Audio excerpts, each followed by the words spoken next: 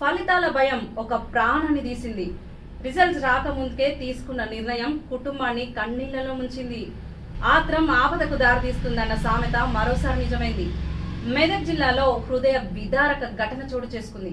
పాపన్నపేట మండలం పోచంపల్లి తండాకు చెందిన సాయి ప్రియ అనే ఒక బాలిక 10వ తరగతి పరీక్షలు సరిగా రాయలేదని, ఫెయిల్ అవుతానని ఆమెనే భయపడ్డదట. ఆ భయంతోనే ఈ నెల 24న ఇంట్లో ఊరేసుకుని ఆత్మహత్య చేసుకుంది.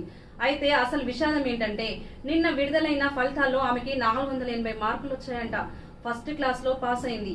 ఫెయిల్ అవుతాననే భయంతో ప్రాణం తీసుకున్న ఒక అమ్మాయి నిజానికి మంచి మార్కులతో ఉత్తీర్ణురాలు కావడం కుటుంబ సభ్యులను మరింత కలిచివేసింది. మరి ఆ ఫ్యామిలీ ఎంత అవస్థ పడుతుందో ఆలోచించండి. ఫలితాలు తెలిసిన తర్వాత ఇంకొంచెం ఆగుంటే బాగుండు అన్న ఆవేదనతో తల్లిదండ్రులు, బంధువులు కన్నీరు మున్నీరవుతున్నారంట.